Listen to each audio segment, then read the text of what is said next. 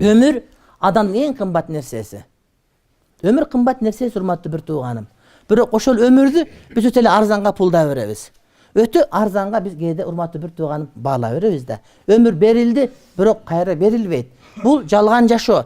Бул дүйнөгө төрөлөбүз, анан өлөбүз. Кара, өлүү этегинде, ошо өлүүнүн төрүндө төр өлүүнүн төрү турат. Ошон үчүн жашоо сыноо дүйнө. Ошол сыноо дүйнөдө Кудайды Кудайым деп билип, намаз окуп, орозо тутуп, мусулманчылык кылып, ошол эле учурда дүйнө нерсени чыгарбастан, кээ бирлер динге түшөт десе, дүйнөнү унутуп, малды унутуп, башканы унутуп, көчөгө жылаңаш чыгып, апанды болуп, дервиш болуп кеткен бар, ал туура эмес. Ла танса насибака мина дүйнө, дүйнөдөгү насибеңди унутпа дейт пайгамбарыбыз алейхиссалам. Куран ошондой бизге мына ушундай урматтуу бир тууганым. Азирети Абу Бакыр халифа болуп шайлангандын эртеси эрте менен туруп базарга кетип атса, эл айт, каяка кетип атасың? Базарга кетип атам. Эмнеге базарга кетип атасың? Бала чакам багам деди Азирет Умар. Азирет Абу Бакыр. Сиз бала чака багам деп кетип калсаңыз, бу элдин камын ким ойлойт, ким падышалык кылат бизге, ким халифалык кылат бизге? Жок, биз сизге айлык төлөп беребиз, барып иштеңиз, ишиңизди кылыңыз, халифачылык кылыңыз деп ушундай дешти. Азирет Абу Бакыр көрдүңөрбү? Себептерин карманат эле. Пайгамбарыбыз саллаллаху алейхи ва саллям айтат: адамдар дейт, силер куштар тобокел кылганда тобокел кылгыла Кудай таалама.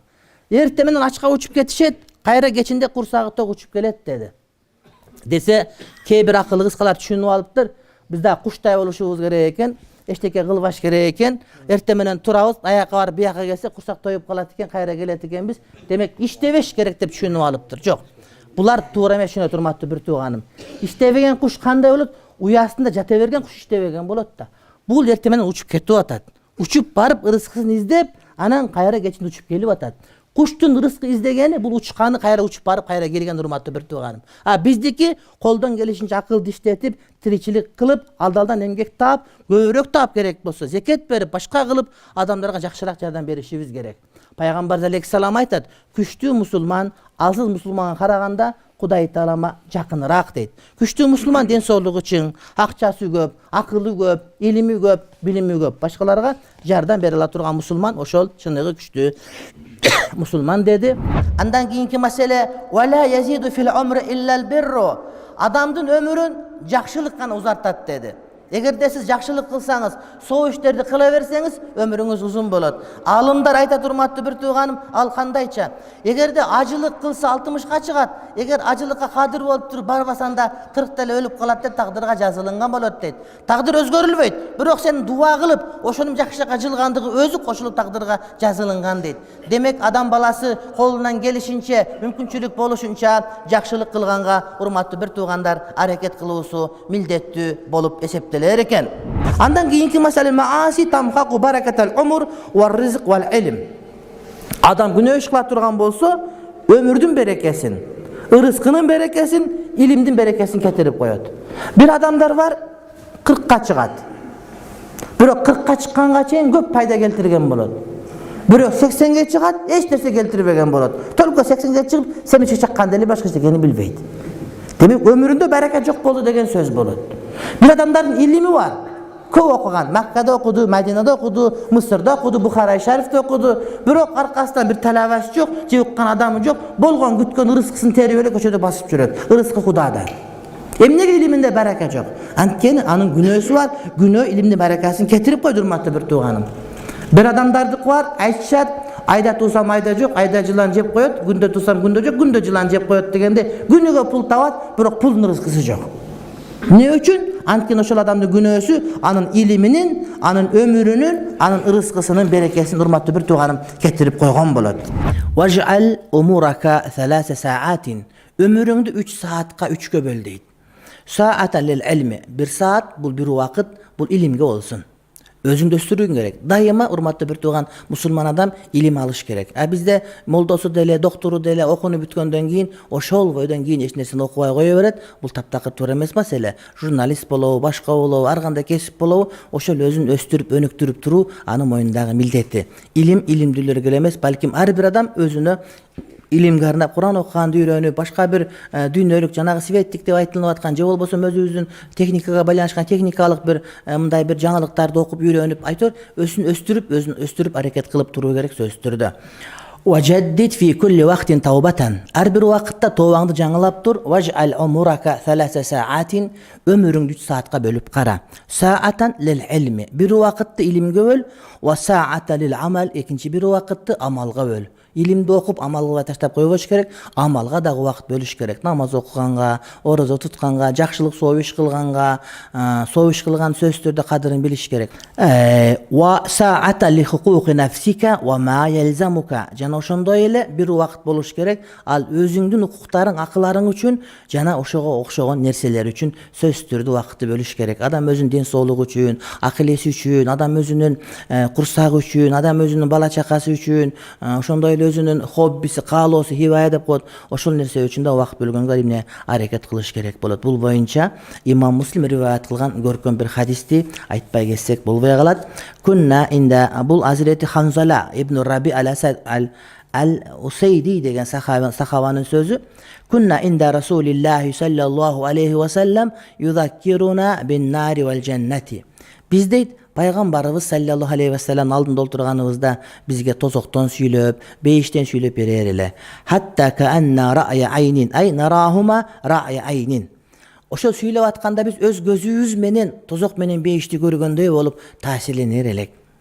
ثم جئت إلى البيت فضاحكت صبيان ولعبت المرأة فخرجت فلقيت أبا بكر فذكرت ذلك له فقال وأنا فعلت مثل ما تذكره. Үйгө келгенден кийин балдарым менен тамашалашып, сүйлөшүп, алардын абалын сурап, сабактарын карап, анан аялым менен пикирлешип, тамашалашып отуруп, анан көчөгө чыксам, Азирет Абу Бакыр келаткан экен. Ага дагы айттым мен, ушундай пайгамбардын астында отурганда, ушундай бир бөлөкчө болобуз да үйгө келип, үй бүлөк аралашкандан кийин жанагыдай абал төмөндөгөнсүп калат, деп айтсам Абу Бакыр дагы мен дагы ошондоймун деп айтты. Фанталакту ана ва Абу Бакрин. Кийин Абу Бакыр экөөбүз чогуу пайгамбар алейхиссаламга бардык дейт. Анан барганда эле мен нафака ханзалату я Расулаллах, мен мунафик болуп калдым. Аллахтын элчиси мен 200 болуп калдым деп ушинтип айтканда, антип айтпа, токтот антип айтпа. Эмнеге антип айтасың дегенде пайгамбар алейхиссаламга мен жооп бердим дейт. Я Расулаллах, накуна индака фатузаккируна бин нари вал джанна хатта каанна рa'я айнин. وإذا خرجنا من عندك أعفسنا الأزواج والأولاد والضيعات أي لاعبنا الأزواج والأولاد واشتغلنا بمعاشنا والعمل فنسينا كثيرا. Астыңызда олтурганда биз периштелердей болуп кетебиз. Кадимкидей көтөрүлүп, жазба болуп, башка болуп, анан үйгө барып бала чака аралаш, мал дүйнөгө аралаш, дүкөнгө аралашкандан кийин жанагы абал төмөндөп, жанагыда кайнап аткан нерсе бөксөрүп калганда бизге байкалып, анан ошондон 200 болуп калдыкпы, мунафик болуп калдыкпы деп кадимкидей кыжалат болобуз деди. Бул ким сүйлөп аткан? Бул Азирети Ханзала сахаби, Азирети Абу Бакыр сахаби. Булар пайгамбар алейхиссаламга өздөрү ушинтип айтып келди, урматтуу бир тууганым.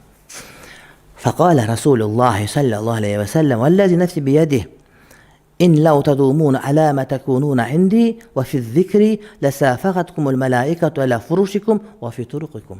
Эгер силер менин алдымда, менин жанымда отургандагыда ыйманыңар бийик деңгээлде болуп, ошондой абалда тура турган болсоңор, дайыма зикирде, фикирде боло турган болсоңор, анда силер уктап турганда периштелер төшөгүңөрдүн этегинде силерге салам айткан тизилип турган болор эле. Көчөдө басып барасаңар, көчөдөн периштелер силерге салам айтканын күтүп турган болор эле дейт.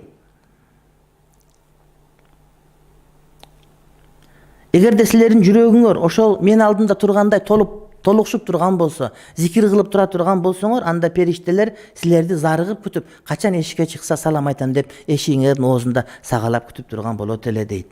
ولكن يا خنزلة ساعة وساعة ساعة وساعة ساعة وساعة. Бирок Ханзала дейт, бардын сөзү убагында. Адам жазыбасы көтөрүлгөн, жанагы ыйманы көтөрүлүп турган учурлар болот. Ошол убакта дүйнө мүлк аралашканда бир аз суздаган учур болот. Демек урматтуу бир тууганым, ошол дайым эле дүйнө мүлккө кирип кетсең, анда барып суздап отуруп, таптакыр муздап да калышың мүмкүн экендигинен кабар берет. Демек дайыма ошол илимдүүлөрдүн сабактарына, баяндарга, дааваттарга аралашып туруш керек. Ошолордон эмне өзүнө заряд алып туруш, энергия алып туруш керек дегендин маанилүүлүгү мына ушул жерден билинип турат.